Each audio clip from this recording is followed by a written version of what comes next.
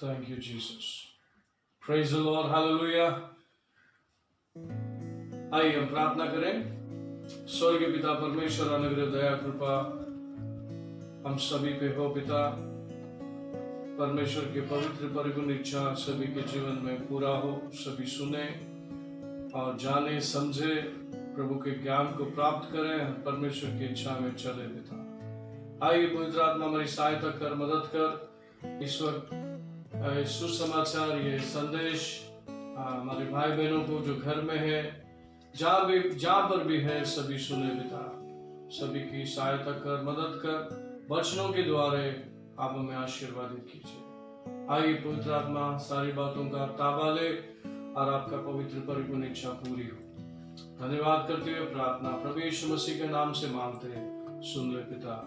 सब बोलेंगे amen, amen, amen, amen. Praise the Lord, hallelujah. आइए लास्ट वीडियो में मैंने बात जॉन चैप्टर 15 1 to 8 के विषय में बात किया था। थोड़ा सा हम उसको पढ़ ले, उसको लेकर के थोड़ा आगे हम सेकंड स्टेप पे जाएंगे और इसका क्या गहरा मतलब है उसको हम देखेंगे। Let's read John chapter 15 verse 1 to 8। यूहन्ना की किताब 15वां अध्याय का 1 से 8 तक का वचन। सच्ची दाखलता मैं हूँ और मेरा पिता किसान है। प्रत्येक डाली जो मुझ में है और नहीं फलती उसे वह काट डालता है, और प्रत्येक डाली जो फलती है उसे वह छांटता है कि वो और फले। तुम उस वचन के कारण जो मैंने तुमसे कहा है शुद्ध हो चुके हो। तुम मुझ में बने रहो और मैं तुम में। जैसे डाली यदि दाखलता में बनी न रहे तो अपने आप से नहीं फल सकती, वैसे ही तुम भी यदि मुझ में न बने रहो तो नहीं फल सकते। मैं दाखलता हूँ, तुम डालियाँ हो। जो मुझ में बना रहता है और मैं उसमें, वह बहुत फलता है, क्योंकि मुझसे अलग होकर तुम कुछ भी नहीं कर सकते। यदि कोई मुझ में बना न रहे तो वह डाली की भांति फेंक दिया जाता है और सूख जाता है, और लोग उन्हें इकट्ठा कर आग में झोंक देते हैं और वे जल जाती है। यदि तुम मुझ में बने रहो और मेरे वचन तुम में बने रहे तो जो चाहो मांगो और वह तुम्हारे लिए हो जाएगा। मेरे पिता की महिमा इसी से होती है कि तुम बहुत फल लाओ, तभी तो तुम मेरे चेले हो। Amen, amen, praise the Lord. Hallelujah. यहाँ पर नहीं तो भी 5 से 6 बार यीशु मसीह कहता है abide in me, abide in me, abide in me and you'll bear fruit।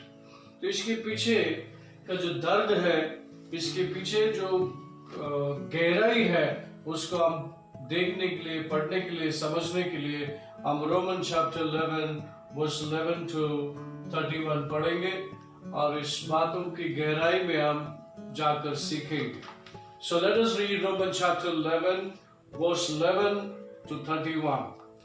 Romeo की किताब 11वां अध्याय का 11 से 31 तक का वचन। तब मैं कहता हूँ, क्यों उन्होंने गिरने के लिए ठोकर खाई? कदापित नहीं, परंतु उनके अपराध के कारण गैर यहूदियों में उद्धार आया कि उनमें ईर्ष्या उत्पन्न करे। अब यदि उनका अपराध संसार के लिए धन और उनका पतन गैर यहूदियों के लिए धन संपत्ति ठहरा, तो उनकी परिपूर्णता से क्या कुछ न होगा। परंतु मैं जो तुमसे जो गैर यहूदी हो कह रहा हूँ, अब जबकि मैं गैर यहूदियों के लिए प्रेरित हूँ, तो मैं अपनी सेवा को ऐसा महत्व देता हूँ कि मैं किसी तरह अपने स्वदेशी भाइयों में ईर्ष्या उत्पन्न कर सकूं और उनमें से कुछ का उद्धार करवा सकूं। क्योंकि यदि उनका परित्याग संसार के मेल का कारण हुआ, तो उनका ग्रहण किया जाना मृतकों में से जी उठने के अतिरिक्त और क्या होगा? क्योंकि यदि गूंदे हुए आटे की प्रथम लोई पवित्र है, तो संपूर्ण गूंदा हुआ आटा भी पवित्र है। यदि जड़ पवित्र है तो डालियां भी पवित्र है, परंतु यदि कुछ डालियां छोड़ दी गई और तू जंगली जैतून होते हुए उनमें कलम लगाया गया और उनके साथ जैतून वृक्ष की झाड़ के उत्तम रस का भागी हो गया। तो डालियों के प्रति अहंकार न कर, परंतु यदि तू अहंकार करे तो स्मरण रख कि तू जड़ को नहीं संभालता, परंतु जड़ तुझे संभालती है। तो तू कहेगा, डालियां इसीलिए तोड़ डाली गई कि मैं कलम लगाया जाऊं। बिल्कुल ठीक, वे अपने अविश्वास के कारण तोड़ दी गई और तू केवल अपने विश्वास के कारण स्थिर है। अभिमानी न हो, परंतु भय मान, क्योंकि यदि परमेश्वर ने मौलिक डालियों को नहीं छोड़ा तो वह तुझे भी नहीं छोड़ेगा। इसीलिए परमेश्वर की दयालुता और कठोरता पर ध्यान दो। जिनका पतन हो गया उनके लिए कठोरता, परंतु तेरे लिए तो परमेश्वर की दया है। यदि तू उसकी दया में बना रहे, अन्यथा तू भी काट कर अलग कर दिया जाएगा। वे भी यदि अपने अविश्वास में बने रहना छोड़ दे तो कलम लगा दिए जाएंगे, क्योंकि परमेश्वर उन्हें फिर से कलम लगाने में समर्थ है। क्योंकि यदि तू उस जैतून वृक्ष से जो मूलतः जंगली है काटा जाकर अपनी प्रकृति के विरुद्ध एक अच्छे जैतून वृक्ष में कलम लगाया गया, तो ये जो मौलिक डालियां हैं क्यों अपने नीच जैतून वृक्ष में कलम न लगाई जाएगी। क्योंकि भाइयों, मैं नहीं चाहता कि कहीं तुम अपने आप को बुद्धिमान समझकर इस रहस्य से अनभिज्ञान रहो कि इजराइल का एक भाग तब तक कठोर बना रहेगा जब तक गैर यहूदियों की संख्या पूर्ण न हो जाए, और इस प्रकार समस्त इजराइल उद्धार पाएगा। जैसा कि लिखा है, सियोन से उद्धारकर्ता आएगा और वह याकूब से अभिरिक्त दूर करेगा, और उसके साथ यही मेरा वाचा है, जब मैं उनके पापों को दूर कर दूंगा। सुसमाचार की दृष्टि से तो वे तुम्हारे कारण परमेश्वर के शत्रु है, परंतु परमेश्वर के चुनाव की दृष्टि से वे पूर्वजों के कारण अति प्रिय है, क्योंकि परमेश्वर के वरदान और बुलावट अटल है। जिस प्रकार पहले कभी तुम परमेश्वर के अवज्ञाकारी थे, परंतु अब उनकी अवज्ञाकारिता के कारण तुम पर दया हुई है, इसी प्रकार अब वे भी अवज्ञाकारी हो गए, जिससे कि उस दया के कारण जो तुम पर की गई है उन पर भी अब दया हो जाए। Amen. Amen. Amen. Praise the Lord. Hallelujah. आइए इन वचनों को समझने के लिए गहराई में चलते हैं। यहाँ पर वर्स 11 में लिखा है, I say then have the stumble that they should fall? Certainly not. But through their fall to provoke them to jealousy, salvation has come to the Gentiles. Praise the Lord. Hallelujah. So John chapter 15 verse 1 to 8 को समझने के लिए हम रोम का राजपत्र 11 से शुरू करेंगे कि इसके पीछे परमेश्वर का दर्द क्या है, इसके पीछे परमेश्वर की गहराई क्या है। यीशु मसीह बार बार जॉन चैप्टर 15 में कहता है कि अबाइड इन मी। परमेश्वर कहता है, यीशु मसीह कहता है तू मुझ में बना रहे ताकि मैं तुझ में बना रहूं। तो उसके पीछे का जो दर्द है इस चैप्टर में लिखा है कि यहूदी लोग अपने आप को क्या बोलते उसको, कवनेंट को क्या बोलते हिंदी में, अभिवचन। क्या पढ़ा आपने उसमें? What is a covenant? वाचा में इब्राहिम के साथ जो परमेश्वर ने वाचा बांधा है वो उसके पुत्र समझते हैं और उसकी घमंड पालते हैं। तो यहूदी लोगों को लगता है कि उन्हें बहुत ज्ञान है और वो परमेश्वर के साथ सेफ हैं, और इसी कारण उन्होंने रिजेक्ट कर दिया गॉस्पेल को रिजेक्ट करने की वजह से उनकी जो परमेश्वर की यहाँ पर लिखा हुआ ये फांटी जो है, ये डाली जो है वो काट दिया गया। और वो काट दिया गया का मतलब है वो टेम्पररीली उनको साइड में रख दिया गया, और ओरिजिनली जो थे ब्रांच था, जो डाली था, ओरिजिनली उसको साइड में रख दिया, जो जेंटाइल्स है वो उद्धार पाने लगे। तो यहां पर पौलुस कहता है, रीड दैट वर्ड 13 वर्स 11-13। रोमियो की किताब 11वां अध्याय का 13वां वचन। परंतु मैं जो तुमसे जो गैर यहूदी होकर कह रहा हूँ, अब जबकि मैं गैर यहूदियों के लिए प्रेरित हूँ, तो मैं अपने सेवा को ऐसा महत्व देता हूँ। आमेन। For I speak to you, Gentile, inasmuch as I am the apostle to the Gentile, I magnify my ministry. वो कहता है, मैं यहूदी होके भी मैं जो अन्य जातियों के बीच में सेवा के लिए मुझे बुलाया गया है, और तुम प्रभु यीशु मसीह के द्वारा उद्धार पाए गए हो, और आपके वजह से आपको दिखाकर, जिनका उद्धार हो रहा है उनको दिखाकर यहूदियों को वो जेलसी प्रोवोक करते थे, कि वो बताते थे कि ये देख, ये जो लोग आ रहे हैं ये मसीह के लोग हैं, ये प्रभु के लोग हैं, आत्मा से भरे हुए लोग हैं, अन्य भाषा करने वाले लोग हैं, जिसका मेंशन किया गया एक्ट्स चैप्टर 10, एक्ट्स चैप्टर 2 में। तो ये जो अपोस्टल लोग, प्रेरित लोग जो थे, वो जाकर के अन्य जातियों के बीच में प्रचार किया, और बहुत बड़ी संख्या में वो प्रभु में आए, और इस तरह से ज्यू एंड जेंटाइल दोनों मिलके कलीसिया को स्थापित किया गया। लेकिन वहां पे एक कॉमन प्रॉब्लम था कि वो समझते थे कि हम वाचे बांधे हुए इब्राहिम के संतान है, इनसे ज्यादा ज्ञान है हमारे पास। तो ये पौलुस को न्यू टेस्टामेंट को स्थापित करने के लिए, बताने के लिए बहुत सारे बातों को झेलना हुआ। उनको बताना हुआ कि भाई तुम सर्कमसिशन जो करते हो, खतना जो करते हो, अब आगे जाके खतना करने की जरूरत नहीं है।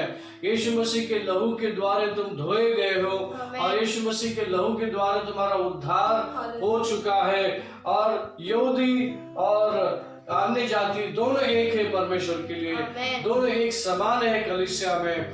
और इसी वजह से अनबिलीवर जो सेव्ड हो गए, जो अन्य जाति जो लोग हैं, जो जिनका उद्धार हो गया है, वो बोलते हैं देखो यहूदी लोग बहुत ज्ञानी समझते हैं, वो लोग ही कट हो चुके हैं, वो लोग ही, उनको ही काट दिया गया है, उनको ही हटा दिया गया है। तो पौलुस कहता है आपने ठीक कहा, लेकिन ये मत समझो उनको थोड़ी देर के लिए हटा दिया गया या साइड में है, उनका उद्धार नहीं होगा, ये मत समझना। तुम्हारा उद्धार हो गया इसका मतलब नहीं तुम घमंड पालो। तुमको भी ये समझना है कि जिस तरह से तुम परमेश्वर के बगैर जी रहे थे, कोई होप नहीं था, कोई आशा नहीं थी, तुमको आशा मिल गया, परमेश्वर मिल गया, इसका मतलब नहीं कि तुम घमंड पालो। तुमको ग्राफ्टेड कर दिया गया, तुमको इस असली झाड़ में, इस क्या बोलते इसको, डाली को ग्राफ्टेड कर दिया, जोड़ दिया गया आपको। ये असली झाड़ है और आप जेंटाइल है, इस झाड़ के साथ में आपको परमेश्वर ने ज्वाइंट कर दिया। आपकी बात समझना है कि आप जेंटाइल है, ओरिजिनल ज्यू नहीं है, ओरिजिनल इजरायली नहीं है, लेकिन परमेश्वर ने इब्राहिम को जो वाचा बांधा था, प्रॉमिस किया था, जिसके कारण आप बचे हो, और इस झाड़ के साथ में इस डाली को जोड़ दिया गया। इसको बोलते ग्राफ्टिंग। नकली को असली झाड़ के साथ में जोड़ दिया और असली बना दिया। कुछ समझ में आ रहा है आपको? Hallelujah, praise the Lord. तो आपको ये समझना है कि आप नकली है, असली जगह में आपको ग्राफ्टिंग कर दिया और आप उधर फंक्शन करने लगे। इसी वजह से यीशु मसीह कहता है abide in me and I will abide in you. बार बार आपको बोलने का मतलब ये है कि आप अन्य जाति में से आते हो, ना तो आपके पास आशा था, ना तो कोई उम्मीद थी, ना तो कोई परमेश्वर था तुम्हारे पास। तो मूर्ति पूजा करने वाले थे, अन्य जाति थे। यीशु मसीह का कुर्बानी के द्वारा, यीशु मसीह के मारे जाने से, गाड़े जाने से, उसका पुनरुत्थान होने से आपका हमारा उद्धार हो गया।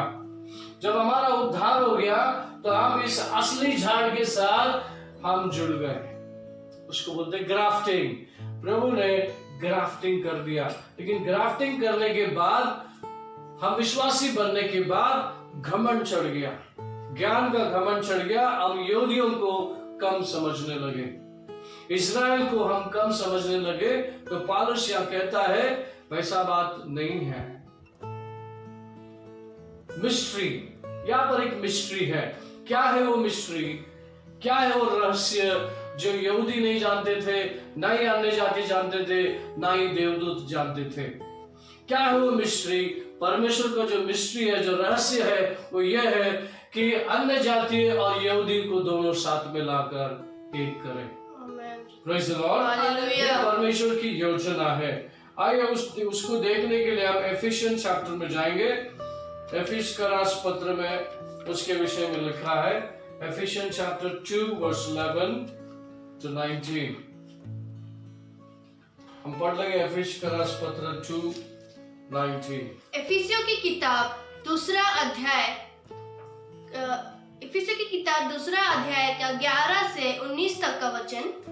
इस कारण स्मरण करो कि तुम जो शारीरिक रीति से अन्य जाति हो और जो लोग शरीर में हाथ के किए हुए कतने से कतने वाले कहलाते हैं, वे तुमको कतना रहित कहते हैं। स्मरण करो कि तुम लोग उस समय मसीह से अलग और इज़राइल की प्रजा कहलाए जाने से वंचित थे, प्रतिज्ञा की गई वाचाओं के भागीदारी न थे और आशाहीन तथा संसार में परमेश्वर रहित थे। परंतु तुम जो पहले मसीह यीशु से दूर थे, अब मसीह के लहू के द्वारा उसमें समीप लाए गए हो, क्योंकि वह स्वयं हमारा मेल है, जिससे बैर अर्थात विभाजित करने वाली दीवार को गिराकर दोनों को एक कर दिया गया और अपने शरीर में बैर अर्थात उस व्यवस्था को जिसकी आज्ञाएं विधियों की रीति पर आधारित थी मिटा दी गई। दोनों से अपने में एक नए मनुष्य की सृष्टि करके मेल करा दे और क्रूस के द्वारा बैर को नाश करके दोनों को एक देह बनाकर परमेश्वर से मेल कराए। उसने आकर तुम्हें जो दूर थे और उन्हें भी जो निकट थे मेल मिलाप का सुसमाचार सुनाया, क्योंकि उसी के द्वारा हम दोनों की एक ही आत्मा में पिता के पास पहुंच जाती है। तुम अब विदेशी और अजनबी न रहे, परंतु पवित्र लोगों के संगी, स्वदेशी और परमेश्वर के कुटुंब के बन गए हो। Amen. Amen. Praise the Lord. Hallelujah. तो यहाँ पर पौलुस उसके रेवलेशन के द्वारा ये बताता है कि ये एंजल से छुपा रहा, यहूदी से छुपा रहा, जंतल से छुपा रहा, ये रेवलेशन पौलुस को मिलता है और पौलुस उसको खुलासा करता है।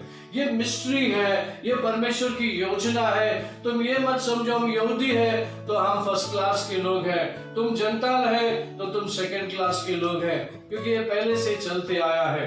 लेकिन यहाँ पर पौलुस इसको खत्म करता है। पौलुस कहता है ना तो तुम अनसर्कमसाइजेशन और सर्कमसाइजेशन के बीच में लड़ाई करते रहो, और इस बात को समझो कि परमेश्वर ने यीशु मसीह के कुर्बानी के द्वारा दोनों को एक कर दिया। आमेन। हाँ, दोनों को एक कर दिया। 15 में लिखा है, having abolished in this flesh the enmity that is the law of commandments contained in ordinance, so as to create himself one new man from the two, thus making peace। पढ़ो 15। और अपने शरीर में बैर अर्थात उस व्यवस्था को जिसकी आज्ञाएं विधियों की रीति पर आधारित थी मिटा दिया, कि दोनों से अपने में एक नई मनुष्य की सृष्टि करके मेल करा दे। Praise the Lord। हालेलुया। यीशु मसीह ने यहाँ पर ज्यू एंड जेंटाइल की समस्या खत्म करके दोनों को एक कर दिया, और बाइबल कहता है they call it one new man from two, दो में से दोनों को एक कर दिया। यीशु मसीह के लहू के द्वारा, कुर्बानी के द्वारा ना अब ज्यू और जेंटाइल अलग अलग है, दोनों एक ही आत्मा में एक ही पिता की सेवा करने वाले बच्चे हैं। Amen. Praise the Lord. Hallelujah. तो इसी वजह से जो यहूदी लोगों को घमंड था अपने ज्ञान और अपने वाचा के प्रति, उसी तरह से बिलीवरों को जो पहली कलीसिया जो अपोस्टल लोग खड़े होते थे सिखाते थे, उनको भी घमंड चढ़ गया कि हमें भी बहुत ज्ञान मिल गया है। तो ये पौलुस कहता है इसे तुम संभालो, परमेश्वर से डरो और परमेश्वर में बने रहो, सब मिलके एक बने रहो। तो ये जो जॉन चैप्टर 15 वर्स 1 to 8 जो यीशु मसीह का जो रोना था, जो कहना था, समझाना था, इस वजह से झाड़ डाली और डाली के बारे में और दाखलता के बारे में यीशु मसीह बार बार कह रहा है कि तुम मुझसे जुड़े रहो। तुम जब जुड़े रहेंगे तो मैं तुम्हारे साथ जुड़ा रहूंगा, हम दोनों एक होकर फलदायक बनेंगे, Amen. ज्यादा फल लाने वाले बनेंगे। Amen. इस रहस्य को हम गहराई से आगे जानेंगे सीरीज के द्वारा। मैं आपको पार्ट में आपको समझाना चाहता हूँ कि हमें गहराई से परमेश्वर के साथ में रिश्ता बनाए रखना है। Amen. हमें ये भूल जाना है कि मैं नीची जाति का हूँ, ऊंची जाति का हूँ, मैं छोटा हूँ, मैं बड़ा हूँ, परमेश्वर की आत्मा में सब एक हैं। Amen. हमें ये जानना है कि परमेश्वर एक होने के लिए क्यों कह रहा है, इस झाड़ के साथ में जुड़े रहने के लिए क्यों कह रहा है। क्योंकि हम नकली थे, अविश्वासी थे, मूर्ति पूजा करने वाले थे, परमेश्वर ने इस झाड़ के साथ हमें जोड़ दिया। Amen. Amen. इंग्लिश में इसको बोलते ग्राफ्टिंग उसको बोलते हैं। हमको ग्राफ्टिंग कर दिया गया है, उस झाड़ के साथ में हमें जोड़ दिया गया है। Amen. Praise the Lord. Hallelujah. अच्छा, सिर्फ जोड़ने से काम नहीं होता है, परमेश्वर उसमें फंक्शन भी करना शुरू कर दिया है। तुम मुझ में और मैं तुम में अगर जुड़े रहेंगे तो हम बहुत फल लाएंगे। Amen. इसीलिए प्रभु यीशु कहता है मेरे साथ जुड़े रहो। Abide in me, dwell in me, stay in me, settle in me, sing deep in me. Praise the Lord. Hallelujah. तो परमेश्वर का अनुग्रह, दया, कृपा हम पर बहुतायत से हो। मैं ये आपको बताना चाहता हूँ परमेश्वर के साथ का जो रिश्ता बने रहने के लिए जो टेम्पटेशन है उसको कैसे अवॉइड करें। मेरे नेक्स्ट सीरीज में आपको कैसे ओवरकम करना है, कैसे जो परमेश्वर ने जो डाली को जोड़ा है दाखलता के साथ, हमें कैसे जुड़ा रहना है, इस बात को समझना बहुत जरूरी है। इसीलिए मैं जॉन चैप्टर 15 वर्स 1 to 8 को पूरी तरह से समझाने के लिए ये मैंने दूसरा वर्सेस चैप्टर का सहारा लिया है, ताकि आप और हम इस बात को समझें।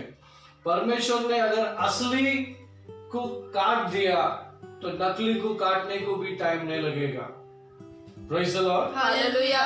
हाँ, नकली को काटने को टाइम नहीं लगेगा। आइए वापस दोबारा हम रोमन चैप्टर 11 में आएंगे, वर्स 21 पढ़ेंगे। 11:21। रोमियो की किताब 11वां अध्याय का 21वां वचन।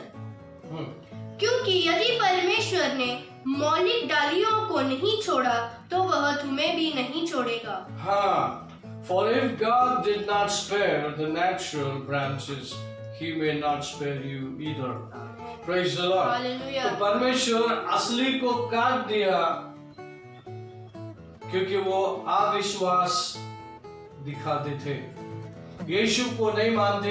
आज भी कुछ यहूदी लोग नहीं मानते, लेकिन परमेश्वर उनको गिव अप नहीं किया। परमेश्वर ने गिव अप नहीं किया इसलिए कि अब्राहम को परमेश्वर ने वाचा बांधा था। उस वाचे में ज्यू एंड जेंटाइल दोनों भी हैं। Praise the Lord. हालेलुया। वो है, praise the Lord, Genesis chapter 12 verse 1 to 2, Genesis chapter 17 7-8, ओसिया 14:6। इसमें हम देखेंगे कि यीशु मसीह ने परमेश्वर ने अब्राहम के साथ वाचा बांधी थी और उस वाचा के साथ प्रॉमिस दिया था। आमीन। उसके लोगों को प्रभु बचा के रखेगा और पूरी दुनिया में, जिसे हमको इब्राहिम के वंश कहते हैं, we are the children of the father of Ibrahim, तो हमें फादर के बच्चे कहलाते हैं, इब्राहिम के बच्चे कहलाते हैं। हम सभी एक हैं और इस डाली में जुड़े हुए हैं। अगर इस डाली में जुड़े रहने के लिए परमेश्वर बार बार कहता है, अगर ये जुड़ा नहीं रहेगा तो ये मुरझ जाएगा और ये सूख जाएगा, फिर उसको काट दिया जाएगा और फिर आग में डाल दिया जाएगा। तो परमेश्वर नहीं चाहता जो यहूदी लोगों ने गलती की, विश्वासी लोगों ने दोबारा वो गलती ना करें, क्योंकि परमेश्वर ने हासली को काटने में या छाट कर साइड में रखने में टाइम नहीं लगाया, वैसे वो नकली को करने में टाइम नहीं लगाया। Praise the Lord. और मैं चाहता हूँ कि आप इस सीरीज में ध्यान से सुने, पहले से लेकर आखिरी तक। जब तक मैं ये सीरीज भेजता रहूंगा, आपको समझना है, आपको जानना है कि रिश्ता कितनी गहरी हो सकती है अगर आप उसको ध्यान से लेंगे तो। Praise the Lord. उम्मीद करता हूँ इन वचनों के द्वारा तुम्हें कुछ समझ में आया होगा और आना चाहिए, और परमेश्वर का अनुग्रह, दया, कृपा आपके ऊपर बहुतायत से हो। ये मेरी प्रार्थना है कि आप बहुतायत से समझे, जाने, इन दिनों में विश्वास में आगे बढ़े और परमेश्वर के अनुग्रह, दया, कृपा में बने रहे। आइए मैं आपके लिए दुआ करता हूँ। परमेश्वर, मैं धन्यवाद करता हूँ इस समय के लिए पिता, ये वचनों के द्वारा सभी को आशीष दे, अनुग्रह, दया, कृपा से भर, परमेश्वर के पवित्र परिपूर्ण इच्छा के जीवन में पूरा हो। धन्यवाद करते हुए पूरे कलीसिया को, लोगों को जो घर में है, इस वक्त सभी घर में है, परमेश्वर का वचन उनके कान तक, उनके हृदय तक जाए और बदलाव आए और शैतान की गढ़ टूटे और समझ और बुद्धि उनके अंदर बढ़े और परमेश्वर के फॉलोअर बने पिता। धन्यवाद करते हुए सभी को आपके पवित्र आत्मा में सौंप कर प्रार्थना प्रभु यीशु मसीह के नाम से मांगते हैं, सुन ले पिता। सब बोलेंगे आमीन। आमीन। परमेश्वर का प्रेम, प्रभु यीशु का कृपा, पवित्र आत्मा की सहभागिता सभी के साथ बना रहे। सब कहेंगे आमीन। आमीन। आमीन। God bless you. Praise the Lord.